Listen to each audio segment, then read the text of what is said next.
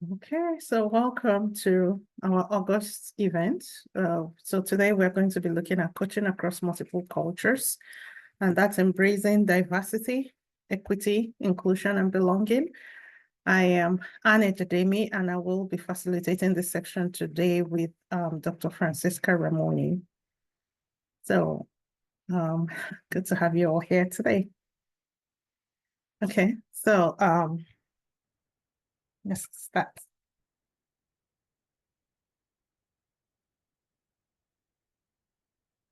Okay, so welcome to Agile Disciples.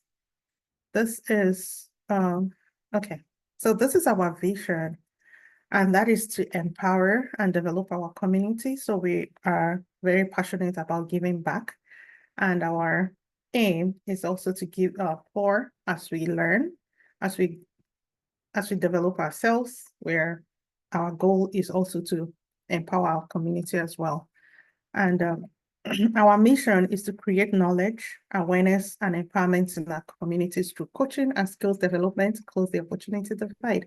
So one of the things we're going to be looking at today is also how to coach across multiple culture, where you have people that are very diverse. How do you coach through that? These are all the coaches in Agile Disciples, and we have Coach Florence, Coach Divine, Coach Chichi, Coach Dr. Francisca, and myself. And then we also have Coach Tammy, Coach Godwin, Coach Femi, and also Coach Adam. And so for our mentors, we have Coach Anugo Paul, Coach Bob Galen, Coach Kemi Raji, and Coach Femi Delusi. So these are the people that pour into us as we also pour back to the community. So I'm going to pause here for us to do a quick icebreaker. So for this icebreaker, what is one word? Share one word that represents your perspective or experience as related to culture, diversity, or inclusion. Put that one word in the chat. When you think about diversity, what is that one word that comes to your mind? I'll put it in the chat.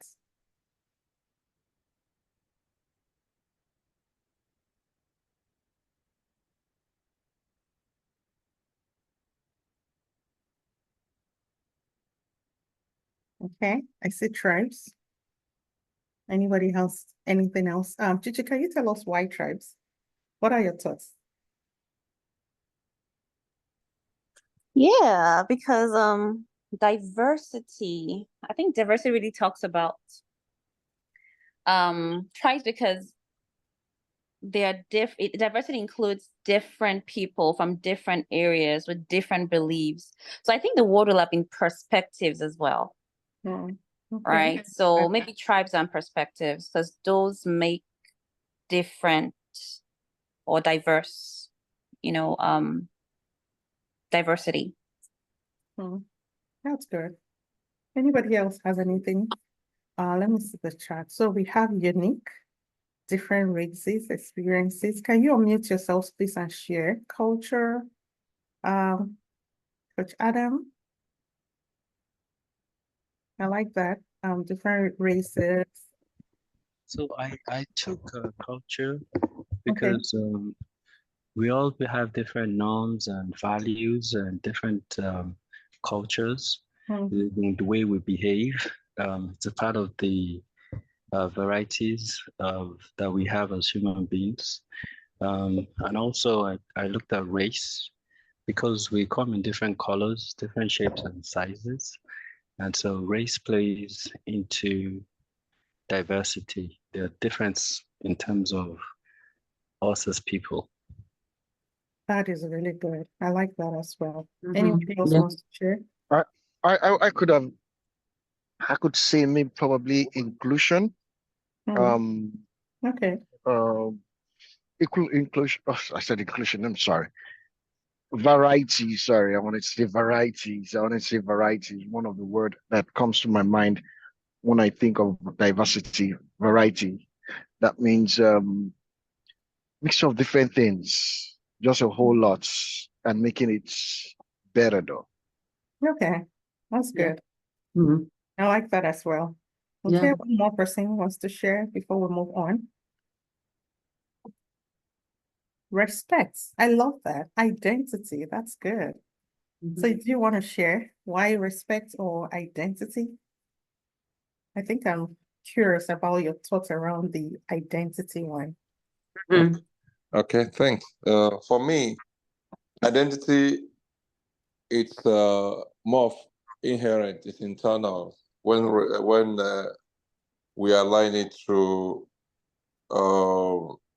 culture, diversity, and inclusion. So sometimes we as humans, as a person, what is your identity? Mm. That helps you as a person to relate to how you see the lens you see culture, diversity, and inclusion. So in summary, what you're saying is a person's culture shapes their identity. So the Yes. people, Yeah. you see someone and you're able to place them somewhere based on their culture and the way they behave. You know, like that has helped to shape their way of thinking and also the way they, you know, their mannerism and everything. And yes, that also forms their identity. Okay, that's really good. Yeah. Thank you. That's awesome. Yeah, I think also to add into that, you can also say experiences, because Yeah. experiences will mold or will make who we are, and that can be our identity. Mm. Yeah. Okay, good. Awesome. So I think this everybody has said really cool stuff, which is respect, unique perspective, identity, all that is really good. Different races, that is awesome. So when you think about diversity, diversity is actually everything that all of you have called out today. And let's move on to the next thing, which is our agenda. So we are going to be talking about what is diversity, what is inclusion, what does it really mean, and how does it affect our coaching? Every one of us here, we are coaches. We coach at different levels, and at different levels of our coaching, we get exposed to different types of culture. So how can we improve across this topic, which is cross-cultural coaching, and what are the best ways that we can coach across all these multiple cultures? So these are all the different things that we're going to be looking at today. So I'm going to stop sharing so that Dr. Francesca, or do you want me to keep sharing? Yeah, you can share. Okay, good. So let me share the screen again and then over to you. Thank you. Okay, so as Dr. Anne has just said, she has really spoken so well about what diversity, what inclusion is, what do we mean by that, and what do we want to get from this? So when you talk about diversity, inclusion, and belonging or equity, what we are talking about is trying to understand and just trying to have that emotional understanding or emotional intelligence about the different cultures, the different experiences, the different identity people have, to enable us enhance our communication. Because remember, we all belong to different backgrounds, quote unquote, we've come from different places. We have different level of education. We have different level of understanding. We are unique in our own way. So we need to be able to know how can we leverage these differences to enhance our collaboration, to enhance our overall effectiveness. And so when we're talking about those things, we're going to talk about cultural awareness. Most of us know that when we are coaching or as we are mingling and interacting with other people, cultural awareness is very important.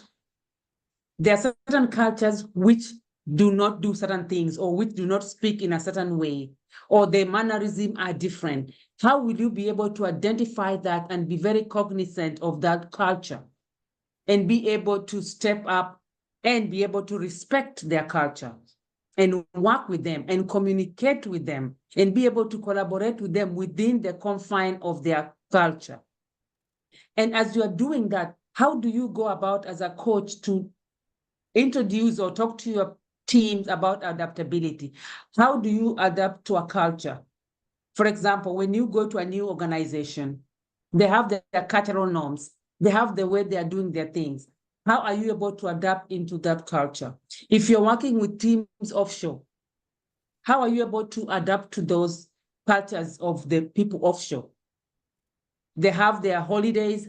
How are you trying to incorporate all those activities they have in their culture or in their identity to make sure that all of them are embraced and all of them are included and they feel wanted and welcomed in the team or in the organization and they don't feel left out, okay?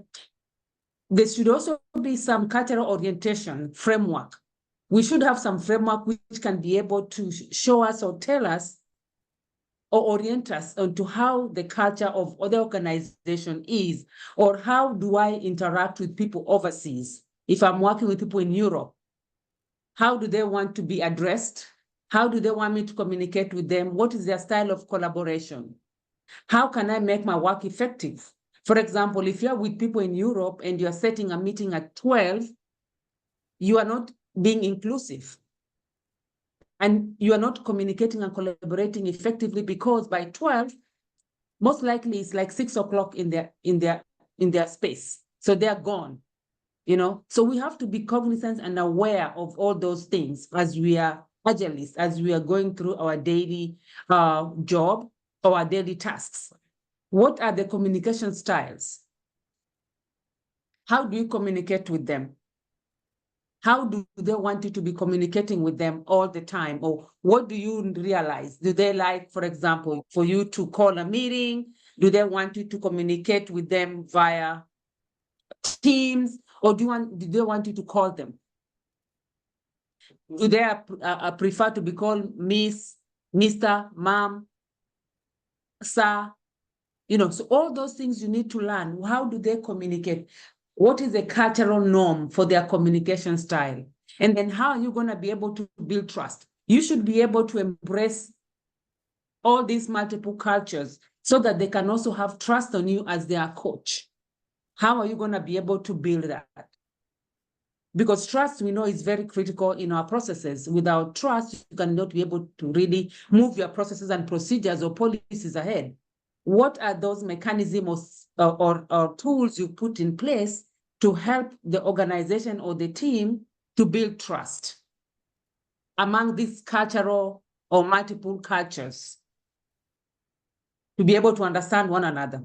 And then we talk about continuous learning. There must be a form of continuous learning process where we have knowledge sharing. How can we be able to share knowledge? How are we going to be able to have a continuous learning culture? And if we are going to have it, how are we going to be able to implement it? Are there people we need to speak to? Are there tools we need to have? Do we need skills? What do we need? You know? And so we have a quote here that says, diversity where no one yet everyone stands out all at the same time. So when we talk about diversity and multicultural involvement, we're talking about all of us being the same, in the same wavelength, being in the same place, the same time, and doing basically everything together, including everybody and making sure that everybody belongs. They have a sense of belonging. They have a sense like, yes, I've been called in and I can be able to participate. I've been given a space. This table belongs to all of us. I've been welcomed to the table and I can sit and contribute because my opinion matters as well. And people care about it. Okay, next slide. So when we talk about diversity, here's a question. What is diversity, inclusion, and belonging? When you just sit and hear about diversity or DEI, what comes to your mind? So this is a group or it's a bucket full of things which we in our workplace we really work on, things like policies, procedures, processes. All those are things which should be included in diversity. And we use that to remove barriers. Because once we have different multicultural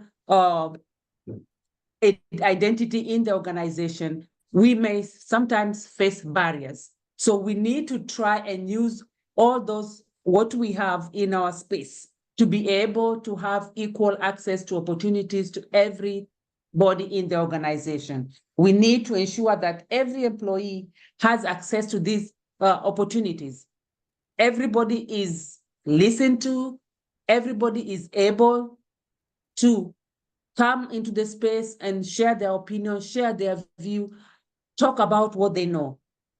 It means that we have policies and practices which are aimed at promoting and embracing individuals, no matter where you come from.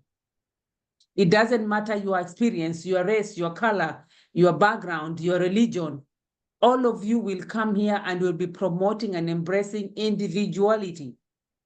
Whatever you're bringing from the table, whatever you bring to the table will be taken regardless of where you come from or where you language you speak or how you speak. Everybody's included. When we talk about belonging, we're talking about everybody feeling safe, and you're bringing uniqueness to your workplace. So I, Francesca, as somebody who's from Africa, I can come to the table, I'll bring my uniqueness, my unique experience, and I feel safe to talk about, regardless of whether they say, oh, I cannot understand your accent, or your accent is so deep, or we don't do these things like this. But when you talk about belonging, we are ensuring that everyone feels safe and you're able to serve, you're able to bring your full potential to the workplace and be able to be a productive member of that organization. So diversity is being invited to the party, inclusion is being asked to dance. Sometimes, and I don't know whether you guys have experienced this, I've been invited to a party some time back, like 2 years ago. And yes, it was a nice party. When we went to the meeting, it was a meeting and then a party. We did what we need to do. But after the meeting, nobody was interacting with the speakers. Nobody was, okay, we are glad you are here. Can you come and have something? Can you come and dance? Can you talk? Nobody was interacting with those people. And so 2 of us speakers felt like, oh, our work is done here. They just wanted us to speak to them and then we can go, because we didn't feel included. We didn't feel embraced. We didn't feel like we belonged there. Our work was done and we can move along. I don't know whether anybody has had that feeling when they're in a certain group of, a certain environment where they feel like they don't belong. Yeah, I've had that before. I've had that multiple times, where when I was invited to the party, I know I wasn't asked to dance. I just felt like a number in the room. I felt that they just wanted to meet a certain percentage of people that were invited. But was I asked to was I asked to contribute? No, I wasn't asked to contribute. And I really felt very out of place. And I've also had experiences where I've been invited to the party and I was actually included to dance. And that was a very awesome experience. Yes. Whereby yes. I felt I belonged. I felt I was, like my contribution was making value, like I was adding value to the organization. And then also I felt that I was being heard, I was being seen, and that made me to really connect more with my team members. And I felt that experience is something I have not seen in a lot of places that I have worked. Most places I've worked, I've only just been invited to the party, but being included in the dance, no. So that's my own experience. I don't know if there's anybody else that would like to share their experience. I just want to add that it's also an organizational thing, because organizations, I'm going back to organization instead of personal, right?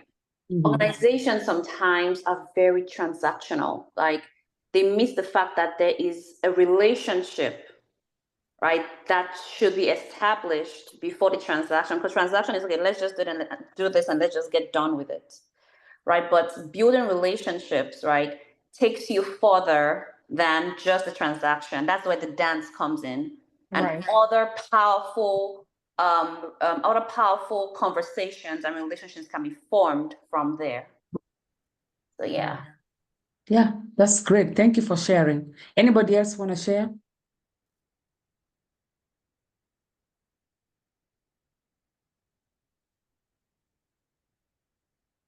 One of the things also I've realized with diversity, and I don't know if some of you have had this experience, is that with diversity in this country, especially when you talk about the quota, so you'll see they'll be able to employ a certain group of people because they want to fit that diversity. They want to enroll certain kind of people so that they can fill that quota and be legal, quote unquote, follow the rules. And so when that happens to some of us, when you are employed or you get a job and you are the only person nobody looks like you in that place, yes, you are one of them, you're unique, you are there, but that diversity sometimes doesn't help you because they don't call you, they don't ask for your opinion, and even if you put your opinion, it doesn't matter. So I don't know whether you have experienced that. Yes, you are there, you are doing your job, but when you go to these meetings,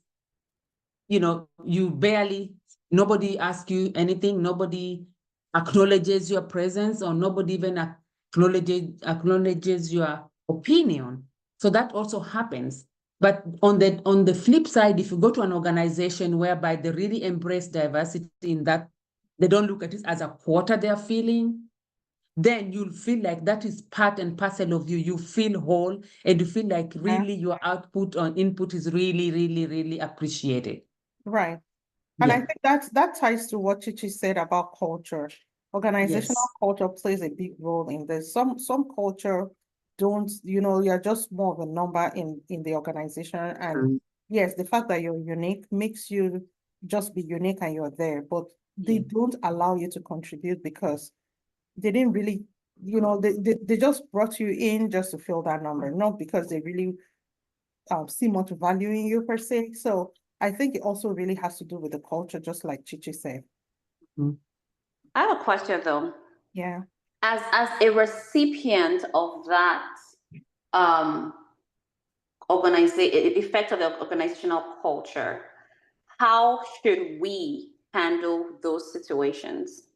I don't know if I'm leaving questions to the end or if I can ask you right now. No, you're good. You're good. If anybody can answer, Chichi. I would like to answer. Yes, I would like please. to answer, and I also like to share some of my own experiences. I feel like one of the key things that helps is communication. I feel that we also have to teach people about ourselves. We have to let people know who we are, what our identities are, the way we communicate, the things we value, and particularly our perspectives. So in a lot of Western countries, you notice that they often tend to be they speak one language, they just speak English. There are several places in the world that they are multilingual. And that says a very unique thing about Western countries. It means usually they have a single perspective. And until the facts are put on the table and you're able to communicate a different perspective, oftentimes their vision would not be focused in that direction.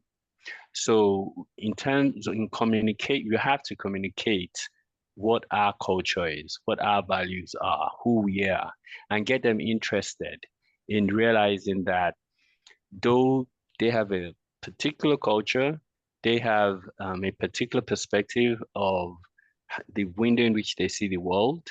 There are also different windows in which other people see the world. And usually when they get to see this different perspective, then they are in a better situation to accept and embrace other diversities. And this is an attribute that human beings as we are, when we don't understand something, we are usually scared of it or we tend to avoid it. This is just, we're wired that way.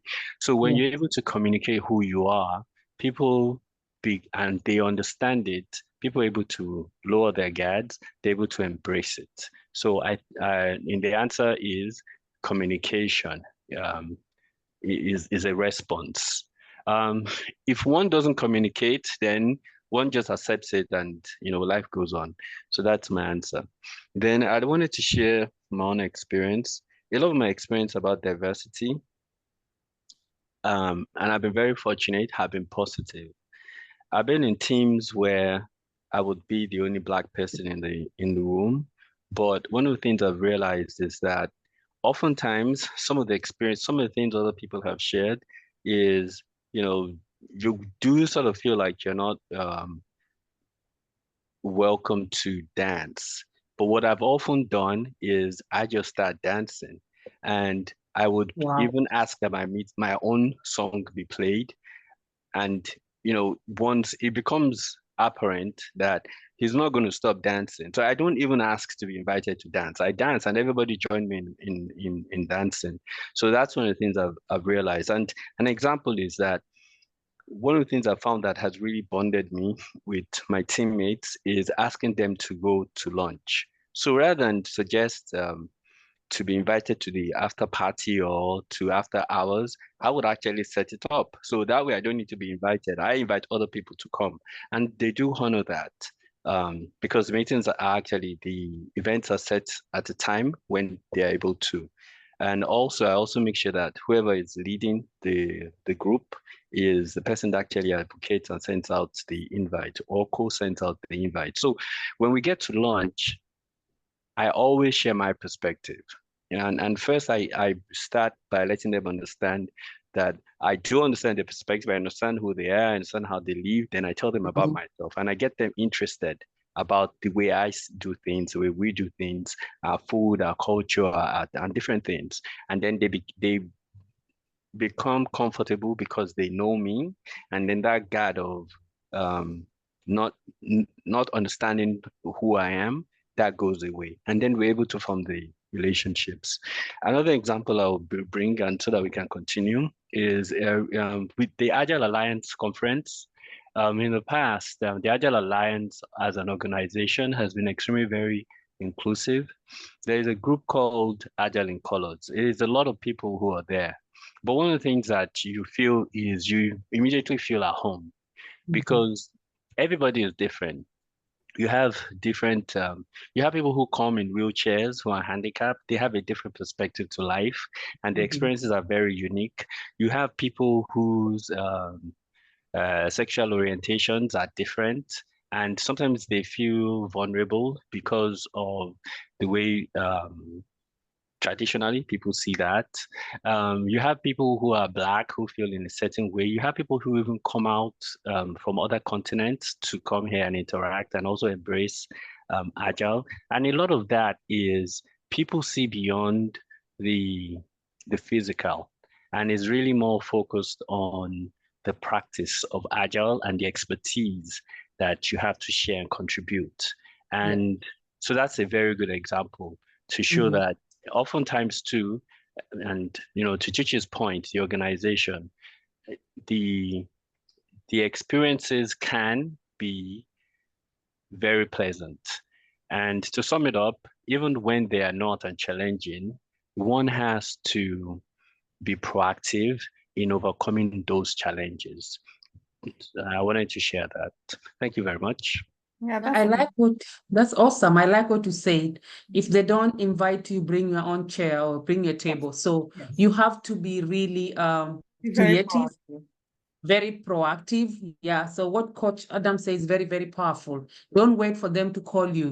Just go there and show up and show them, you are you are diverse, yes, but this is who you are. This is your uniqueness. And how does that intertwine with the way of how they do things? So that's really good. I remember when we used to go before COVID, we used to go to the office, and I would made it a point of wearing African wear every Friday. And so everybody will be interested to know, what does it mean? Where do you come from? When do you wear this thing? All that good stuff. So you just have to be very, very intentional in what you do. Thank you so much, Adam. That was powerful. Yeah. So the next topic we're going to talk about, when we're talking about diversity, we have some key concepts we need to look at. When we talk about diversity, what are we talking about? We're talking about the representation of different background and experiences and perspective. So I'm coming in as somebody of African descent. I have my own background. You all know, if you're Africans, you know how we grew up back home. We know our backgrounds, how we relate to certain type of things, our mannerism. And so that is what is making me unique, and that's the diversity I bring to the table. And even other than being just an African, by being an African, there are attributes I bring, as an African woman, as an African educated woman. There are things I bring as an African woman in leadership. I have my own uniqueness. My thought process may not be like my counterparts. My perception of how I see things, how I see life, may be very different from how somebody else sees life, even if we all come from the same womb. We all think about different things. Your brother may be thinking about left, you think about right.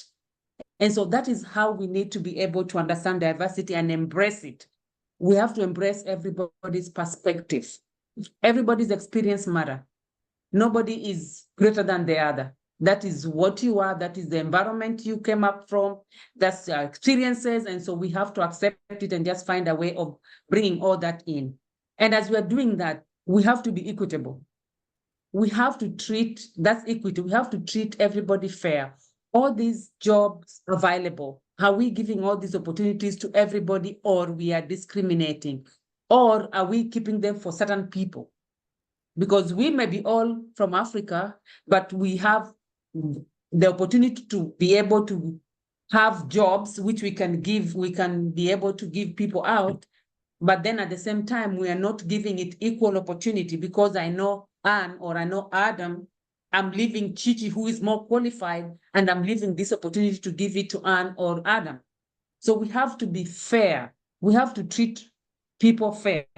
Even in your teams, you have team members who may be not up to par with what is going on, or team members who feel like they're better than others. You have to be able to use fairness. You have to be able to be honest and transparent, just as the Scrum values tell us, to be fair, treating them fairly, regardless of who they are, what they've done, and where they've come from. We have to be inclusive. We have to have that and create the environment. Create that environment, psychological safe environment, whereby everybody feels like they are needed, whereby everybody feels like they're important. And we value them being there, number one. We value their opinion, number two. We value their processes and what they're doing for the organization. They have to feel included. If you have a meeting, include everybody, regardless. If there's something going on and you don't understand, be transparent enough to be able to let people know what is going on. You have to create, as a coach or as a leader in the organization, you have to create an environment whereby everybody is included. Everybody feels, wanted, or feels that they matter. They feel they are the part of the process. They're the part of the success of the organization. Most of the time, we see that when we have these big meetings, we don't include everybody. That's an organizational culture, yes. But if we want everybody to feel they belong, to feel like I am part of this process, I'm part of this success, we need to create those environments for them to be welcome to that space. When we talk about belonging, what do you mean by belonging? How do I feel that I belong to this space? We have to feel, or we have to make people as coaches feel that they are accepted for whoever they are, for your uniqueness, for your cultural background, for your sexual orientation. Whatever it is, we have to be able to accept whatever ideas you bring, whatever perception you have. We have to be able to work with you and be able to embrace and ensure that everybody is accepted for who they are. Whether they're from a different country, whether they speak differently from you, that uniqueness is what builds us together. That uniqueness is what makes us successful in an organization, because we have different perspectives. We're not only talking about one perception. And everybody feels like, yes, I belong here, and this is what I need to do. Next, anybody want to chime in and say something about the key concepts before we move to the next?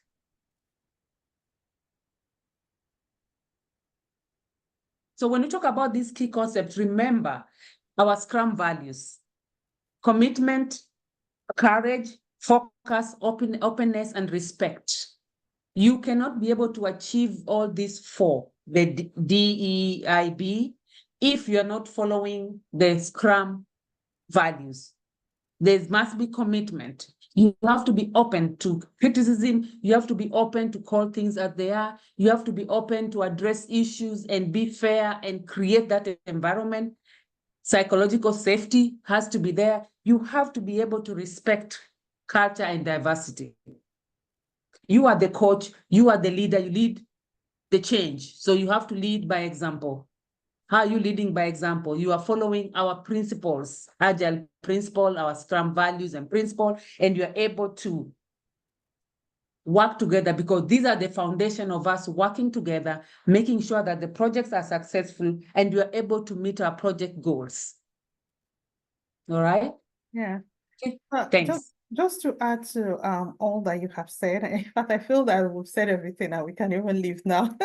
But just to add to what you have said, remember what Coach Adam said, which is when he gets invited to the party, he won't even wait for them to invite Yes. him to the dance.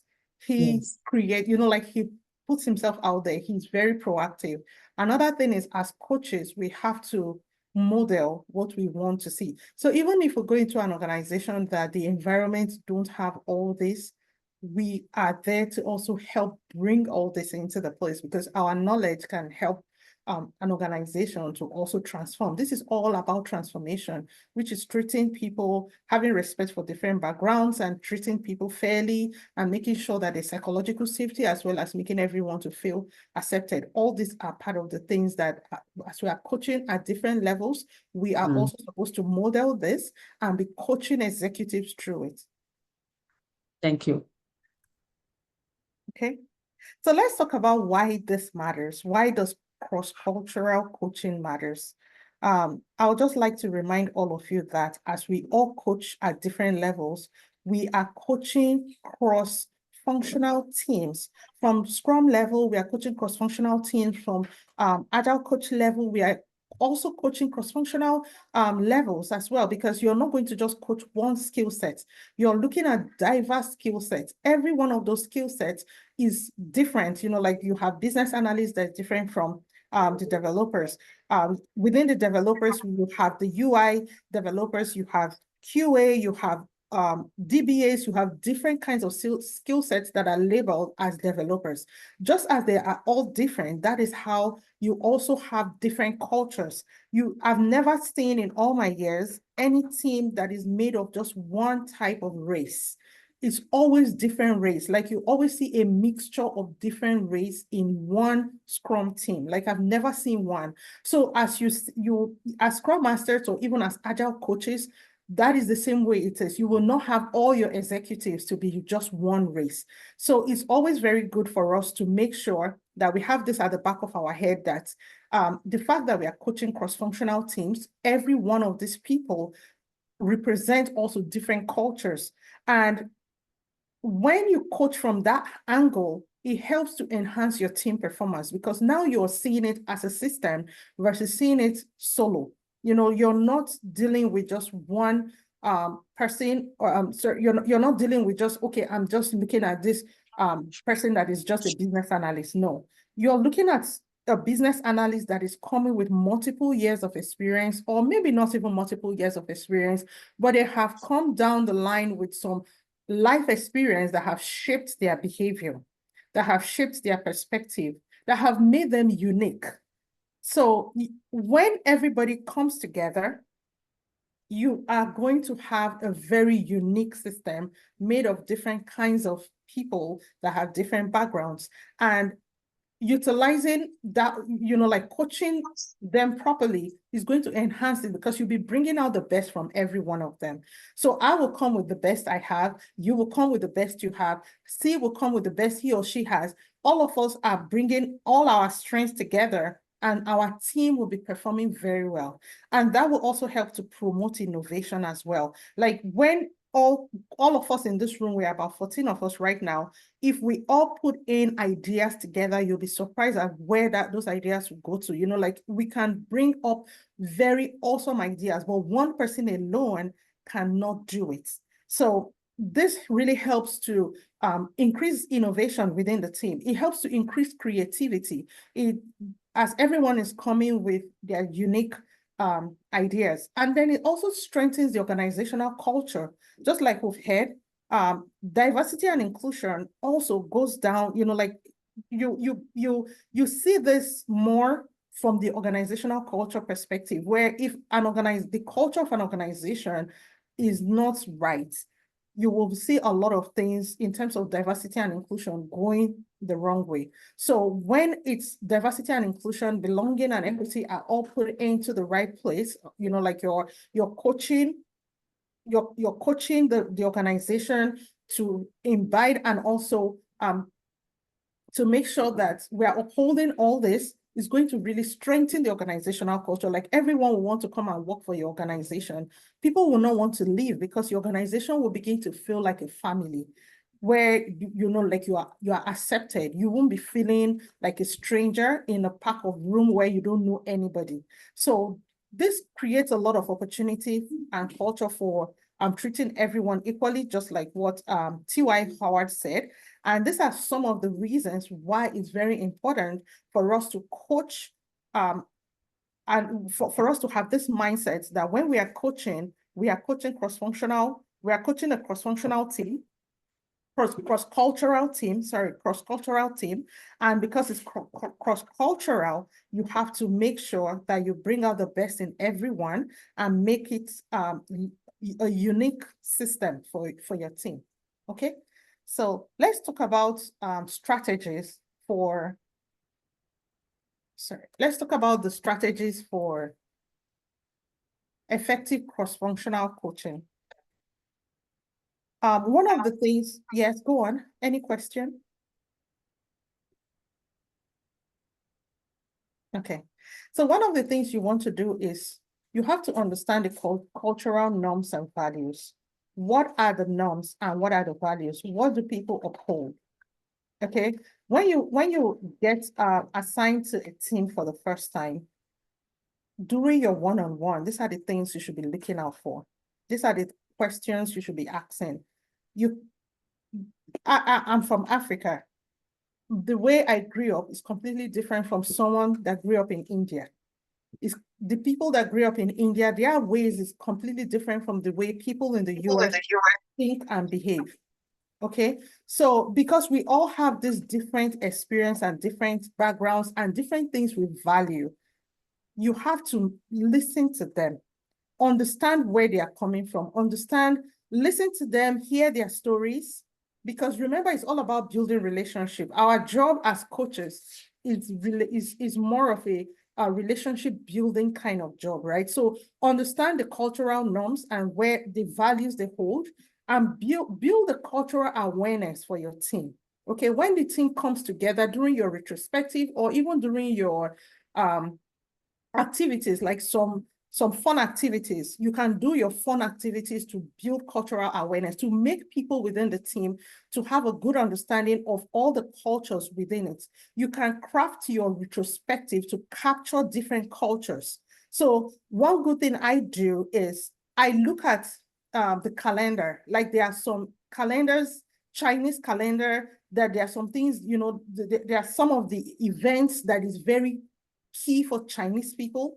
I can use that as a team for my retrospective. That will, because I have Chinese people in my team. Now, there are also Indians in my team. When they are doing like their Diwali and any of those events, I also use some of those teams to do my retrospective. And you will see how it makes them feel very happy that, yes, they feel at home because they come into the retrospective and they are seeing all the Diwali pictures and everything, and you will see them coming out and contributing, coming out of their shell. They are beginning to feel really relaxed, and that is all about inviting them for the dance. Okay, and just like Coach Adam said, promote open communication. Make sure you're always communicating. It's very, very important for you to always have that conversation going on and on. Keep having the conversation, keep learning, keep listening to what they are saying and what they are also not saying, and adapt different kinds of coaching styles. So these are just some of the things that are strategies. I just want to pause here. If there's any other thing that, like anybody wants to add to this, or maybe share your experience with us for any of the strategies that you probably have implemented, and how was it for you?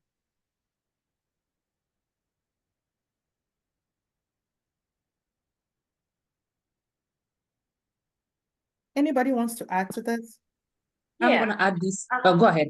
Yeah. So I've done activities like this, right? And that's just getting to know the teams I'm coaching, right? And simple things as what's your working style, right? What your work, are you an early bird or are you nocturnal? Simple things like that, right? Help you and the team understand the cultures and the values people have. One value that I've kept, right, in my with my team and my leaders is, I'm a mother. That's what I hold very dearly to me. So creating a work-life balance matters to me. It may not be cross-cultural, but it's my perspective, right? And that's the way I want to create a balance between family and work.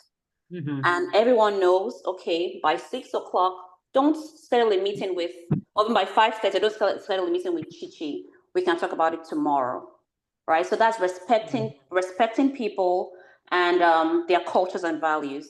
So when you do that exercise with your team, they get to know, oh, this person, if you ping her at 8 a.m. or 7 a.m., she probably won't reply until like 8 a.m. And that's understandable amongst, people. Yes. Right? And that's very true. I've also had a developer that he never immediately he joins a team, the first thing he will just say is, this hours of the day, I'm picking up my child from school. So any meeting that is fixed on this particular time of the day, Monday to Friday, school days, I'm not available. And everybody upholds it. Like once you just fix anything, everybody in the team is already making you aware that this particular time, this developer is not available. So let's reschedule. And even as a Scrum Master, you have to also know the people within your team. So as you're having this one-on-one with them, it's good for you to know the time that that it cannot be available. Because if you go and put maybe your sprint planning during that time, or even your daily Scrum during that time, and they don't show up, your meeting will not be productive because you're supposed to have everybody within the team. So during your working agreements, you have to all agree at a time that is convenient for everybody within the team. And it should not be a time that somebody is picking up their child, or that is the cutoff time for them for the day, or stuff like that. Yeah, some of these things you can embed them in your team norms or your team charter, whatever you agree on. Working agreement or team charter. Yes. Yes. So for me, I'm talking. What I want to mention is like things which have really worked for me is really appreciating people's birthdays. Making sure that if we have a celebration, you talk about it, embrace it in the morning, stand up, or in the meeting, or especially when we have our PI planning, it becomes the theme of the PI. Let's say it's around November, Thanksgiving time, we are going to try and celebrate that. Also, as you're celebrating that, we are cognizant of people who do not celebrate Thanksgiving. So we have to make it in such a way that, yes, it's Thanksgiving, but we have to incorporate other cultures as we are celebrating that Thanksgiving. So we have themes. You can introduce themes. Every month you can have something going on, Columbus going on, or Labor Day or something. Right. So that people can be able to just have that cultural awareness or have that shared understanding and shared value. Yes. Does anybody else want to share one more before we move on? Okay. So let's move on to the next slide. Doc. How can we improve our coaching around this topic? So we know all of us are in agile world, and agility is our buzzword. And so as you are trying to coach, or as you're coaching your teams, diversity and inclusion, equity and belonging does not just come up written black and white in our coaching space as Agilists. As a matter of fact, in Agile, we don't even have something for diversity and inclusion. You know, the Agile Manifesto gives us values, and these values, we can use them to be able to incorporate our DEIB. So one of the values which we really need to incorporate is the individual's interaction of our processes and tools. These are some of the things whereby we can incorporate as coaches so that it can become a core component of our coaching. When we are looking at this, we are implying that Agile is based around people, and people are diverse. People are unique. We have cultures, we have customers, we have value. And so all these things come together. We need to be able to find what, or understand or embrace diversity, because we have to understand the cultural values or the identity of our customers in order for us to actually be able to meet their need or solve or give them solution to whatever they need. If we do not interact with our customers, if we do not interact with our teammates, if we do not interact in the organization, we may not understand what cultural value these items bring to them, or we not be able to have policies and processes or procedures which really favor our organization or our customers. And so it's important for us to be able to be incorporating all this diversity, inclusion, and belonging in our coaching as we talk about the principles, as we talk about the Agile Manifesto, where we talk about individual and interaction. When we're talking about that, what about our knowledge and belief system? Everybody have their own belief system, everybody have their own knowledge, and so we are all different. We need to create an environment which is conducive, more welcoming environment. We already know that we are not alike. We're working here together, but we are not the same.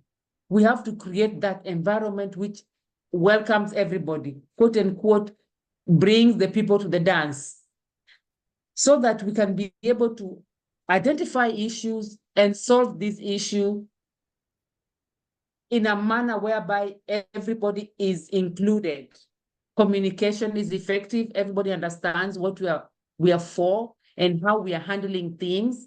And even based on your cultural background or social norms, you can be able to interact with people and bring up the success of the project. All of us can be able to meet the project goal because everybody is included in the conversation. So we need to improve the inclusivity in the workplace. We have to actually identify our shortcomings. We have to identify what is working. We have to identify what needs improvement. And once we do that, these differences will make it possible for us to create a truly inclusive and equitable agile framework. So as a coach, you need to be able to understand all this. You need to be able to expand everybody's perspective. Understand somebody's perspective. As you are coaching them, you are probing them. You are trying to invite them to a space whereby they can be able to bring the best out of them to solution something or to work on something. And when, as a coach, you are trying to understand what is their perspective. You are also challenging the existing beliefs of the people. You are using your, adaptation skills, as we have them in the Scrum, transparency, inspection, and adaptation, to be able to challenge the status quo. Because Agile, there's a way we do our work. In Waterfall, this is how things were working. But in Agile, this is what we are doing now. We are bringing the change. We're going to do sprints. We're going to do our thing, our stuff in 2 weeks iteration. You are bringing that change and you're challenging the existing beliefs of the organization. You are obsessed with your customer. We cannot emphasize enough. We have to be customer-centric. The customer is why we are where we are. Because of them, we are trying to have processes and policies to be able to satisfy their need. And so we have to understand their values. For example, if I'm a farmer and I'm farming, let's say, pigs, and this is not to offend anybody, I am farming certain type of food. I go to a culture whereby that food is not eaten there or is against their religion. What does that mean? I didn't understand my customer. So that is a wasted effort. Did I meet their need? No, I did not. Right. Yes, and so it's important for us as coaches to really, it's not there in any Agile book, diversity, inclusion, belonging, and equity. But having that basic knowledge of what it is, we need to inject it in our coaching so that we are able to bring out the best in every process we are working on and everybody we get in touch with. We are communicating effectively, we are collaborating. Based on somebody's cultural background, we are understanding where they come from. Our customers have values. What are their values? We do our qualitative and quantitative research. We collect the data. We use the data to make us understand what exactly our customers' needs or who our customers are. Are they millennial? Are they Gen Z? Or are they boomers, baby boomers? The wants and the needs of the Gen Z and the baby boomers are totally different. We know that. You cannot tell a baby boomer to use AI to write anything, but that's what the Gen Zs are doing. So we have to be really cognizant, and that's what we talk about diversity. Be cognizant of this diverse background or diverse group of people in order for you to be able to really be successful in what you're doing as a coach. Anybody want to add or any questions on that?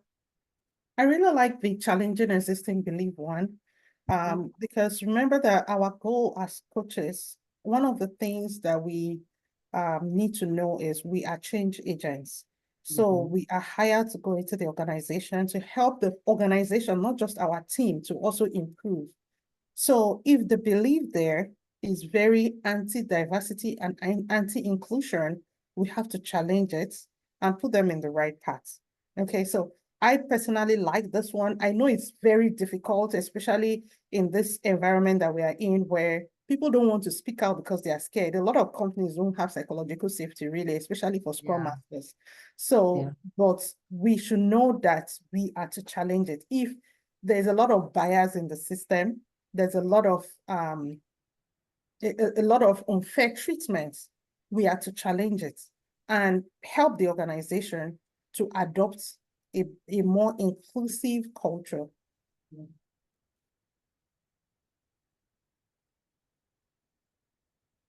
Okay. Yeah. Next. Okay, so let's talk about best ways to coach around multiple cultures. We have a lot of stuff here, but because of our time, I will just pick some of them, and then we're going to make this really, really conversational. One of the first things is to develop cultural awareness and sensitivity. Remember that before you can be a good, before you can coach a cross-cultural team or a cross-functional, cross-cultural person, like system, maybe program, or depending on whatever level you're coaching, you have to educate yourself.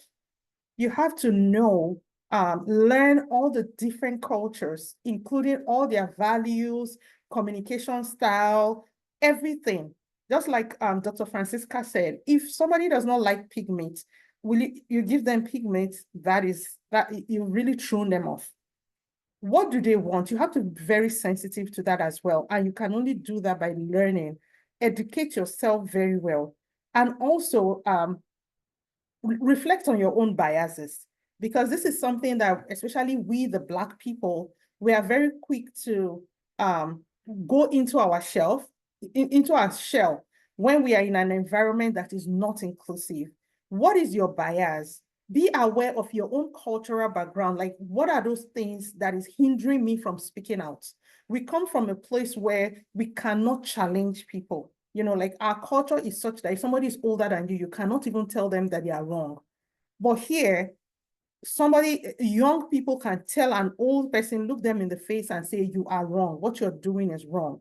So our background has kind of limited us, and we are in an environment that is completely different from what we know. So reflect on your own bias and be aware of those limitations, those cultural background or biases that you may have. And remember that as you're doing that, recognize and address any of those biases. First of all, be transparent with yourself, okay, before you'll be able to now coach a cross-cultural team, and then respect all those cultural differences. If a culture is such that they don't like pig meat, don't make it look as if, don't look down on that culture, number one. And then number two, don't force them to like pig meat, okay? Respect that culture that don't like pig meat. I like what Dr. Francesca said about some people don't celebrate Thanksgiving, some people don't celebrate Christmas. So you have to know who are the kind of people in your team. What do they like? If somebody don't celebrate Christmas and then you are trying to force it on them, that is not also good. Okay, so respect people's different cultures. All that comes from developing that cultural awareness and being sensitive to the people that you're coaching. And remember that as coaches, relationship is very, very important. Like, we build relationship building relationship comes with building trust and rapport. Okay, you have to demonstrate empathy when you're working with a team. Know them one-on-one, like always do this one-on-one so they can trust you, so you can have that rapport with them. That will help you to be able to coach them. Coaching is helping people to become a better version of themselves, helping people to find solutions to their own problem. How can you connect with them if they don't even trust you? Okay, so you have to build that trust first. You have to adapt a communication style that is that will help you to be able to connect with the people that you're coaching. Okay. Remember that as we keep coaching, as we keep helping these people, you have to keep promoting this within the organization. Promote this diversity, equity, inclusion, and belonging. Remember, just like the previous slide said, challenge any existing belief within the organization. If you see that it's not right, challenge it and keep promoting the right thing. Promote diversity. We have seen why it's important for us to promote diversity within an organization. It increases team performance. It increases innovation and creativity. All these are cool things that will help your team to continue to deliver sprint after sprint. So you have to keep promoting it. You have to personalize this coaching approach that will help you to connect to your team members. And remember that while you're doing all this, that you're also very flexible. Be very flexible and adaptable. Don't think that the way you coach your last team last year will be the same way you coach this team this year. Yes, you may have the same set of race in that team. Maybe you had a mixture of Caucasians and Asians and Blacks, and then you have the same one here, and you think you use the same coaching style. No, these are completely different people. So you have to be very flexible in your coaching style. You only get to know these people when you connect with them, because these are a different set of people. So be very flexible in your coaching, and also acknowledge all the cultural influences, okay? Like, remember that all these cultural backgrounds can influence decision-making as well. Just like Chichi said, any meeting, certain time of the day, she's not going to be there. So when you recognize some of this, that it can also influence some decisions, you don't put meeting at that time. You make a decision to, when you're doing like your team charter, your working agreement and stuff, all of you agree, we are not putting meeting on this time. So cultural background as well influence decision making. So it's very important for you to be able to understand all the different cultures within your team. And this also helps you to resolve conflicts, because conflict resolution is a big thing for us as coaches on whatever level that we are operating. And if you don't understand where your team members are coming from, you will not be able to resolve any conflict. An Asian person may be thinking this way, a Black person may be thinking that way, and it may be two different directions. There will definitely be conflict in that team, because both of them have different backgrounds, different cultures. But you, the Scrum Master, you, the Agile coach, your responsibility is to make sure everybody meets in the middle. Okay? Set clear expectations and goals. Your working agreement is one of the things that will help you with this. Your team norms, your team charter, your team values, your team goals. Why are you all together as a team? Set those expectations and make it visible for the team, and make sure that you can even keep revising this. When you see, just like we are all agilists, right? You're supposed to be adaptable. When you see that these expectations or the goals are not going the way it's supposed to go, be flexible enough to correct it and then adapt to what suits the team best. Okay, so you have to be very, very flexible and make sure that you align all your goals with cultural values. Don't set goals that is out of anybody's culture, okay, or something that they forbid. Like eating pig meat, for instance. Some people actually don't eat pig meat, and you force them to eat that pig meat, you've gone against their culture, right? So you have to make sure that you are you're aligning your goal with cultural values as well. And then I would just like to round up this by saying that you should also make sure that you stay informed and open-minded. It's very, very important as a coach to stay informed. Keep learning. You don't know it all. Stay updated on cultural trends, global events, keep listening to the news, social issues that may impact your team or impact your organization. Just keep learning, just have an open mind and keep learning. Just approach coaching with curiosity and that willingness to learn from everybody. You know, as you have this one-on-one with them, have that open mind to keep learning from them as well. And acknowledge that you don't have all the answers, and also be very open to all the different perspectives and approaches that get thrown your way. Okay, so I'm just going to pause here so that I can just hear back from the crowd. These are all the different ways that you can coach around multiple cultures. Which one have you practiced? Which one, and if you've practiced this, can you just share your experience with us? Just one person, we'll just be able to take one person because of our time.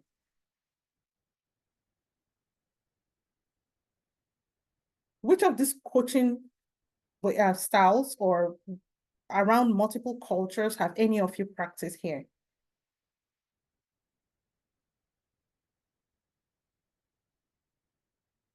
So nobody has done anything in this place.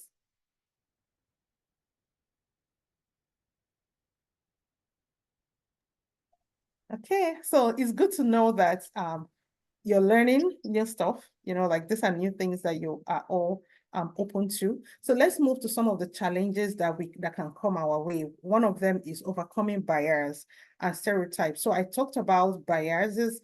Some of us have biases from where we are coming from our cultural background. And a good way to solve that is to make sure that you implement regular trainings and workshops. Another way is to make sure that you're facilitating cross-cultural learnings.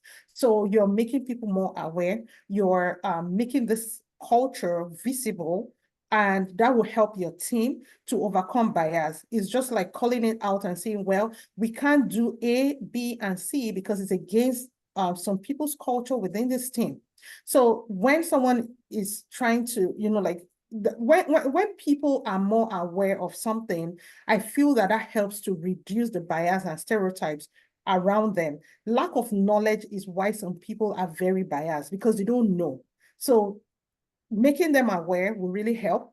And then navigating language barrier is another good good one that will also remember that some of us, yes, we do have accents. So some people might not hear clearly, right? Some people, so when you're communicating, just use very simple languages. Don't communicate in a, like speak in a way that people can understand what you're saying, because this language barrier can also cause some biases. Some people might feel that, well, I don't even hear what this person is always saying, and then they just ignore you. Like they don't invite the person to the dance.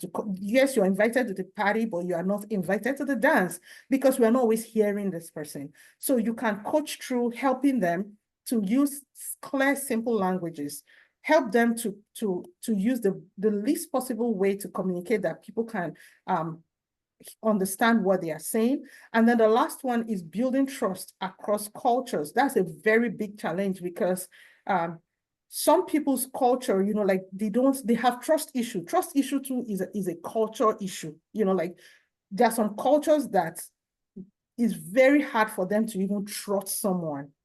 So you have to invest time in relationship building. The more you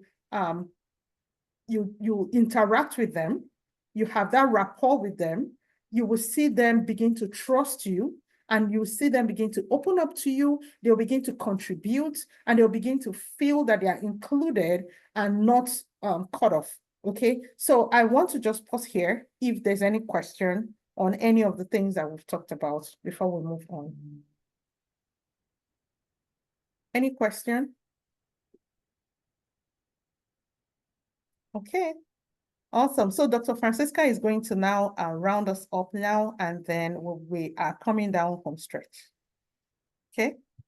Okay. So in conclusion, I know we don't have enough time, so I'm just going to go really quick because we've all spoken about this. I know we've spoken about continuous learning. I'm going to talk about encourage a growth mindset. We all know that it all starts with your mindset. So as a coach, you need to be able to encourage a growth mindset. You are giving them ideas, you are giving them tools, you are helping them knowledge share, you are helping them with continuous learning. You are also helping them take any changes which come in the organization. So you have skills, you have tools to help your team members or to help the organization embrace any type of change, embrace any type of negative, maybe advertisement or negative things going on, or just have a mindset of things which are being injected in the organization or being introduced. And so when somebody is in a different space, maybe different sexual orientation, people have to have broad understanding, have an open mind to certain kind of things. So you as a coach, you have to be facilitating that. You have to be intentional to be able to try and make sure that you change, or you encourage them to have that grown mindset, or change their mindset into thinking about things in a certain way. You have to be able to champion inclusivity. Inclusion, including everybody in every space, every table, including people's culture, values, time, whatever their cultural celebrations are.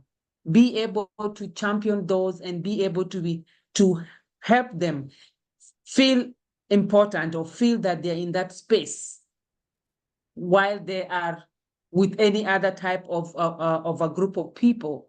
You are giving them that environment to thrive. You are making sure that they're able to be heard. You are making sure that everybody is given the opportunity and the access in the organization. We have to take conscious and deliberate action. Adam said it very well. I cannot add any more. You have to be very intentional about DEI. You have to be very intentional and be able to take those actions. They didn't invite you, invite yourself and do what you need to do and introduce yourself and let them know what your cultural norms are or what your cultural values are so that they can embrace it. Okay, so I don't want to talk much because we only have 3 minutes. Okay. And I want people to give their opinion too. Yeah, so we're just going to round up with a quick icebreaker. And I want you all to just put this in the chat. You're going to complete the sentence with a personal commitment to promote diversity and inclusion moving forward. So you're going to just start the sentence with I will, and it can just be one word of what you have learned today. So one word from everything that we've talked about, it can be, I will start I will start promoting diversity and inclusion in my organization. I will start being more proactive with my teams. I will start building more trust and rapport with the team. I will stop being biased. Okay, so just start a statement with I will, based on everything that we've talked about today, that you will commit to, and just put that in the chat. So while you're doing that, I'm just going to quickly go. So we've already started the exercise because we're going to read everybody's comments. So please just start dropping your comments in the chat. And while you're doing that, I'm going to introduce you to the September event that we have, which is the overview of VSM. So we're going to be talking about value stream mapping, and we have a guest that is coming. You don't want to miss this.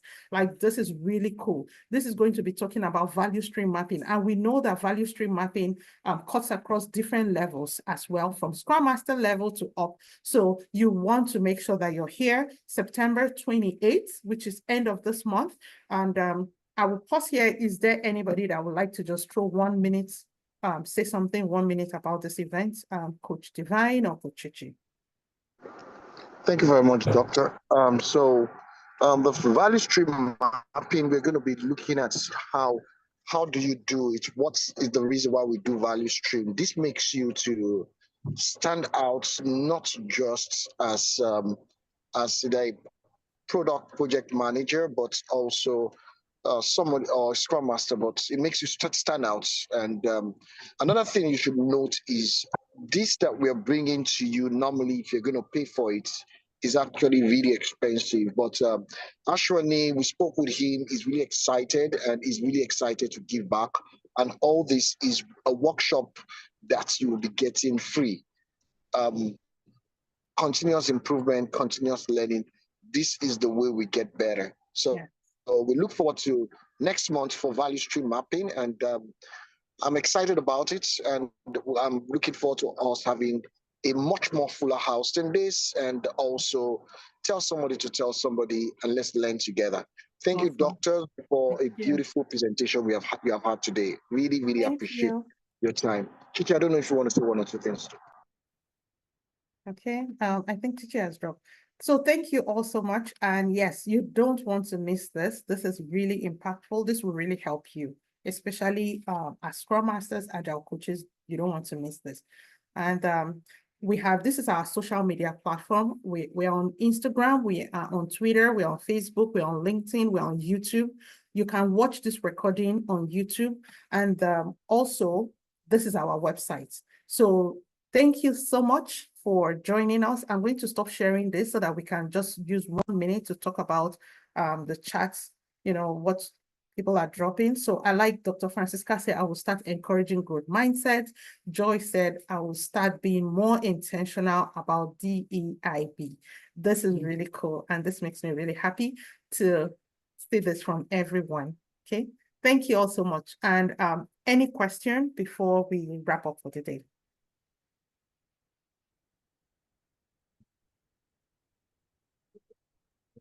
Thank you. And it's so good to have you all join us today for our August event. Thank you, and see you all next month. Yeah, thank you so much. Thank you, everybody, for joining. See you on the 28th of September. Thank you. Bye for now.